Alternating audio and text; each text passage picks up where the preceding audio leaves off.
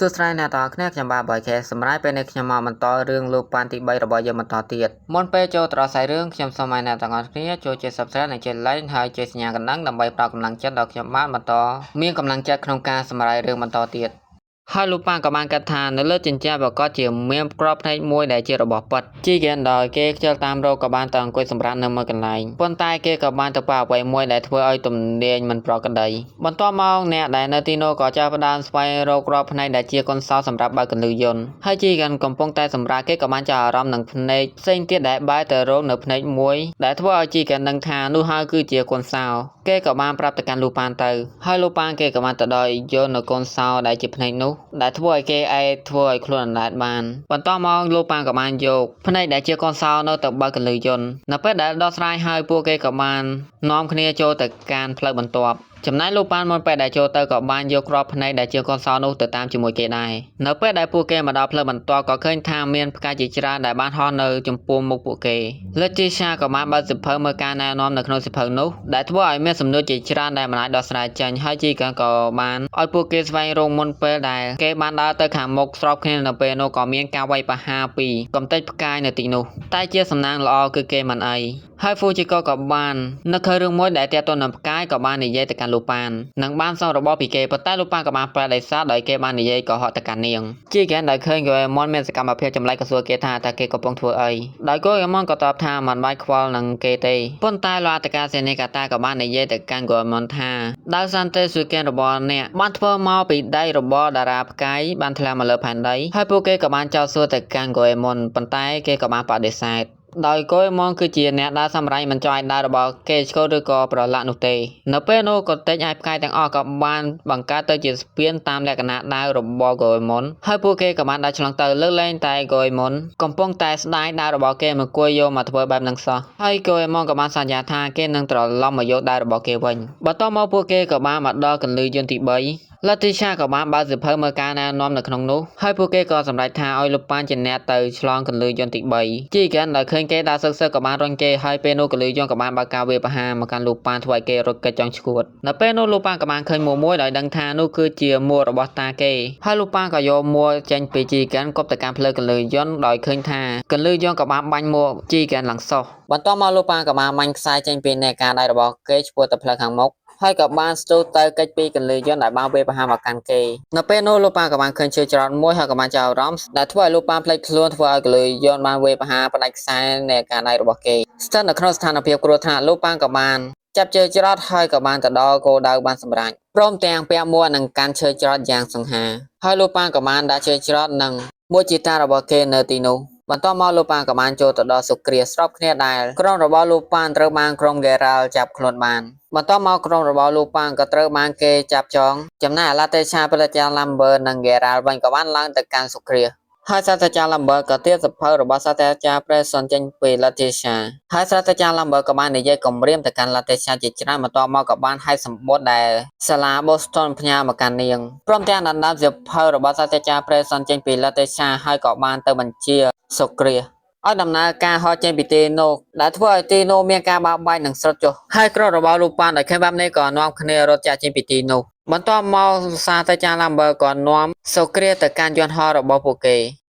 ស្របពេលដែលសាស្ត្រាចារ្យឡាំបឺកំពុងតែចេញដំណើរនោះក្រុមរបស់លោកប៉ាន់ក៏បានជាឧទ្ធម្ភាគចែកមកពីងមុខហើយជីកាន់ក៏ត្រៀមស្នេហ៍របស់គេបាញ់ទៅកាន់ស្លាបយន្តហោះឲ្យបាក់មួយបន្ទាប់មកកូអេម៉ុនក៏បានទាញដាវសាមរ៉ៃរបស់គេទៅកាត់ស្លាបមកខាងទៀតដោយបាននិយាយថាការប្រើបែបនេះទើបសមជាដាវកាន់ទេសុកិនរបស់ខ្ញុំក្រោយពីយន្តហោះជួបរឿងរ៉ាវបែបនេះសាស្ត្រាចារ្យឡាំបឺក៏បានស្ទុះទៅកាន់សុគ្រាហើយក៏បានបញ្ជាវាធ្វើឲ្យដុតស្លាប់ព្រមទាំងឲ្យហោះទៅកាន់ខាងលើយ៉ាងខ្ពស់បន្ទាប់មកក៏បានបញ្ជាសុគ្រាឲ្យបានបាញ់គ្រាប់ទៅកាន់ក្រុមរបស់លោកប៉ាន់នៅពេលដែលផ្ទុះគឺឃើញថាមានបន្ទុះយ៉ាងខ្លាំងក្លាដែលបង្កើតបានជាព្យុះធ្វើឲ្យក្រុមរបស់លោកប៉ាន់ព្យាយាមកិច្ចចេញពីព្យុះនោះយ៉ាងលំបាកលំបិននៅពេលដែលពួកគេចេញផុតពីព្យុះនោះហើយឃើញថាគឺបង្កើតជាកំហុងដីយ៉ាងធំសម្បើមតែម្ដងចំណែកឯហ្គេរ៉ាល់វិញដោយឃើញសុគ្រាមានអត្តពលយ៉ាងអស្ចារ្យបែបនេះក៏បានសរសើរទៅកាន់សាស្ត្រាចារ្យឡាំបឺដែលបានជួយមកកាន់ក្រុមណាស៊ីរបស់គេប៉ុន្តែផ្ទុយទៅវិញសាស្ត្រាចារ្យឡាំបឺក៏បានក្បត់ហ្គេរ៉ាល់ដោយចង់ប្រាសុគ្រាតែម្នាក់ឯងព្រមទាំងគាត់ក៏បានដុតសៀវភៅរបស់សាស្ត្រាចារ្យប្រេសុនចោលនៅពេលនោះឡាតេឆាក៏បានមកនិយាយចាក់ដោត ចិត្តរបស់សាស្ត្រាចារ្យ Lambert ដែលធ្វើឲ្យសាស្ត្រាចារ្យ Lambert មានការខឹងសម្បារទៅកាន់នាងព្រមទាំងវាយដំទៅកាន់ Latasha ផងដែរហើយសាស្ត្រាចារ្យ Lambert ក៏បានទៅបញ្ជាសូគ្រាឡើងវិញដោយគាត់មានគោលបំណងចង់ទៅកំទេចទីក្រុងពេឡាដោយហេតុនេះហើយទើបធ្វើឲ្យ Geralt ខឹងហើយក៏បានវាយទៅកាន់សាស្ត្រាចារ្យ Lambert ជាដំណំនៅពេលនោះ Latasha ក៏ឡើងទៅបញ្ជាសូគ្រាម្ដង Geralt ដល់ឃើញបែបនេះក៏បានទាញកាំភ្លើងចង់បាញ់ទៅកាន់ Latasha ប៉ុន្តែក៏ត្រូវបានសាស្ត្រាចារ្យ Lambert មកការពារនាងដែលបណ្ដាលឲ្យសាស្ត្រាចារ្យ Lambert ដួលទៅកាន់ដីប៉ុន្តែគាត់ក៏បាននិយាយពាក្យក្នុងចិត្តរបស់គាត់ទៅកាន់ Latasha មុនពេលដែលសាស្ត្រាចារ្យ Lambert បាត់បង់ជីវិតទៅដោយ Geralt រៀបណាងបាញ់សម្លាប់ Latasha ម្នាក់ទៀតហើយពេលនោះវិទ្យុក៏បានបន្លឺឡើងដែលបានទាក់ទងចេញពីទីស្នាក់ការកណ្ដាលនៃប៉ាអង្គការ Nazi ដែលលោកឧត្តមសេនីយ៍មានឈ្មោះថា Hitler ចង់ជួបនិងចង់ឃើញសូគ្រា Geralt ដល់លើបែបនេះគឺមានការអររំភើបជាខ្លាំងផ្សាយរឿងការមកដល់ទីស្នាក់ការកណ្ដាលរបស់ប៉ា Nazi នៅឯប្រទេសប្រេស៊ីលនៅពេលដែល Geralt ទៅដល់គឺមានការអររំភើបជាខ្លាំងនៅពេលដែលបានជួប Hitler បន្ទាប់ពីអ្នកទាំងពីរសន្ទនាគ្នា Hitler ក៏បានសុំមើលកំភ្លើងពី Geralt នៅពេលនោះស្រាប់តែ Latasha ក៏បានស្ទុះទៅដណ្ដើមកំភ្លើងពី Hitler ហើយក៏បានភ្ជង់ទៅកាន់គេ Geralt ប្រឹងតែច្រឡោតហើយ Hitler ក៏បានខាត់គេហើយ Hitler ក៏បាននិយាយទៅកាន់ Latasha ពី3ម៉ាត់ពេលនោះ Geralt ក៏បានទៅចាប់ Latasha ទៅបន្ទាប់មក Hitler ក៏បាននិយាយទៅកាន់ Geralt ថាគេគឺចង់ឃើញសូគ្រាបន្ទាប់ពី Geralt កំពុងតែប្រើប្រាស់សូគ្រា Hitler ក៏បានតែប្រើប្រាស់សូគ្រាម្ដងដែលធ្វើឲ្យ Geralt មានការបារម្ភដោយសារតែវាមានគ្រោះថ្នាក់នៅពេលដែល Hitler ប្រើសុកក៏បានងើបចូលរួចដែលធ្វើឲ្យ Geralt មានការភ្ញាក់ផ្អើលនឹង Hitler ចំណែក Latasha វិញកំពុងតែដើរសុក Jigen ក៏ចាប់ផ្ដើមមកលើសម្លេងឲ្យនាងបានដឹងហើយក្រុមផ្សេងទៀតរបស់រូបប៉ាងក៏បាននៅទីនោះដែរព្រមទាំងធ្វើការសម្អាតកូនចៅរបស់ Hitler ផ្សេងទៀតផងដែរហើយពួកគេក៏បាននិយាយប្រាប់ Latasha អំពីរឿងរបស់ពួកគេដែលបានចូលមកដល់ទីស្នាក់ការកណ្ដាលរបស់ Hitler ហើយក៏បានសម្អាតនៅទីនោះទាំងអស់ហើយ Latasha ក៏បានឆ្ងល់ថាអាណាទៅលូប៉ាន Jigen ក៏បានផ្ដល់សញ្ញាទៅកាន់នាងដែលធ្វើឲ្យ Latasha ក៏បានរត់ចាក់ចេញពីទីនោះទៅដោយឡែកលូប៉ានត្រូវបាន Geralt ចាប់បានក៏បានដោះស្រង់មុខចេញដែលធ្វើឲ្យ Geralt គេខឹងទៅលើលូប៉ាននិងបានសួរទៅកាន់លូប៉ានថាតើអាណាទៅ Hitler ដែលជាឧត្តមសេនីយ៍របស់គេដោយលូប៉ានបានប្រាប់ទៅកាន់ Geralt ថាគាត់បានស្លាប់នៅឆ្នាំ1945ទៅហើយក៏បានដៀលទៅកាន់ Geralt ថាតើគេមកបានចូលរៀនទេមែនទេហើយ Geralt ក៏បានសួរលូប៉ានទៀតថាចំណែករូបថតនេះវិញដោយលូប៉ានតបទៅកាន់គេថាគឺជារឿងបោកបញ្ឆោតនោះទេដោយហេតុនេះហើយទើបធ្វើឲ្យ Geralt ខឹងបន្តមកគេក៏បានទាញកំភ្លើងបាញ់ទៅកាន់លូប៉ានប៉ុន្តែបាញ់គឺមិនចេញគ្រាប់សោះដោយសារតែលូប៉ានគេបានលួចគ្រាប់ចេញពីកំភ្លើងនោះអស់ទៅហើយបន្តមកលូប៉ានក៏បានប្រាប់ទៅកាន់ Geralt ថាគោលបំណងរបស់គេគឺចង់បំផ្លាញសូគ្រា Geralt ដល់លើបែបនេះក៏បើកការវាយប្រហារទៅកាន់លូប៉ានមានទាំងមាត់ឆ្វេងមាត់ស្ដាំហត់ចង្គង់ហើយ Geralt ក៏បានកវែងលូប៉ានទៅម្ខាងហើយលូប៉ានក៏បាននិយាយដូចបញ្ឆេះកំហឹងរបស់ Geralt បន្ថែមទៀតបណ្ដាលឲ្យគេឡើងទៅច្បាច់កលូប៉ាននៅពេលនោះស្រាប់តែកណ្ដងរបស់សូគ្រាចាប់ផ្ដើមដំណើរការហើយលូប៉ានក៏បាននិយាយទៅកាន់ Geralt ថាប៉ាណាស៊ីត្រូវតែចាញ់ Geralt ក៏កវែងលូប៉ានទៅម្ខាងហើយក៏បានព្យាយាមដោះស្រាយសូគ្រាប៉ុន្តែវាត្រូវបានចាក់សោតដោយលូប៉ានទៅហើយរីឯលូប៉ានវិញក៏បានព្យាយាមរត់ចាកចេញពីទីនោះប៉ុន្តែត្រូវបាន Geralt ទៅចាប់ខាត់គេទាន់និងបានវាយបតែបតបគ្នានៅពេលដែលសូគ្រាកំពុងតែដំណើរការគ្រាប់ផ្ទុះបើកដូចជា Black Hole បានស្រូបពួកគេទៅចំណែកលូប៉ានក៏ព្យាយាមរត់កិច្ច Geralt ព្យាយាមតាមរហូតហើយលូប៉ានក៏ចាប់បានរូបថតរបស់ Hitler ចំណែក Geralt ក៏បានហោះទៅកន្ទ្រប់លូប៉ាននិងបានរត់កោកេស្ទ័រនិងដាច់ខ្យល់ទៅហើយប៉ុន្តែលូប៉ានក៏បានធាក់ឲ្យ Geralt ហោះចូលទៅក្នុង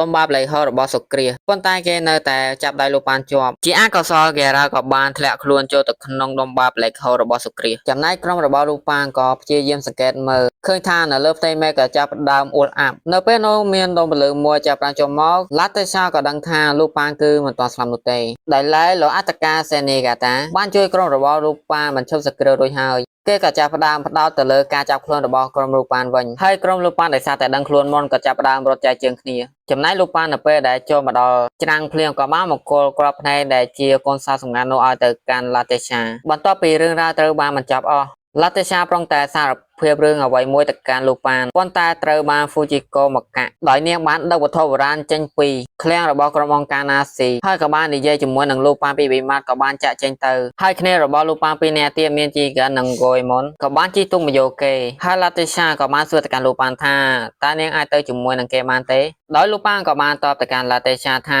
បាក់សីលេងជាប់នៅក្នុងទ្រុងទៀតហើយពិភពលោកគឺជា Oyster របស់អ្នកហើយការមកជាមួយនឹងពួកគេគឺមិនមែនជាកំណត់ដ៏ល្អនោះទេបន្ទាប់មកលូប៉ានក៏បានឲ្យសម្បត្តិមួយដែលចេញមកពីសាលា Boston ទៅ ទៅកាន់លទ្ធិសាបន្ទាប់មកក្រុមរបស់លោកប៉ាក៏បានជិះទូកចែកចេញទៅដែលឡែកក្រុមពលីរបស់លោកអធិការសេនីកាតាក៏បានជិះទូកដេញតាមក្រុមរបស់លោកប៉ាផងដែរដោយលោកអធិការសេនីកាតាបានស្រែកហៅទៅកាន់ក្រុមលោកប៉ាថាមកវិញសិនវើយឲ្យចាប់ខ្លួនសិននៅពេលដែលក្រុមពលីរបស់លោកអធិការសេនីកាតាបានឆ្លងកាត់លទ្ធិសាក៏ធ្វើការគោរពមកកាន់នាងហើយនាងក៏ធ្វើការគោរពទៅកាន់ពួកគេវិញហើយក្រុមពលីរបស់លោកអធិការសេនីកាតាក៏ចាប់ផ្ដើមដេញតាមក្រុមរបស់លោកប៉ាបន្តទៀតទៅដល់ឡែកនៅសល់តែលទ្ធិសាកំពុងតែមើលពួកគេពីចម្ងាយមកដល់ត្រឹមនេះហើយខ្សែរឿងយើងក៏ចូលមកដល់ទីបញ្ចប់អរគុណអ្នកទាំងអស់គ្នាសម្រាប់ការទស្សនាការសម្ដែងរបស់ខ្ញុំសូមអរគុណ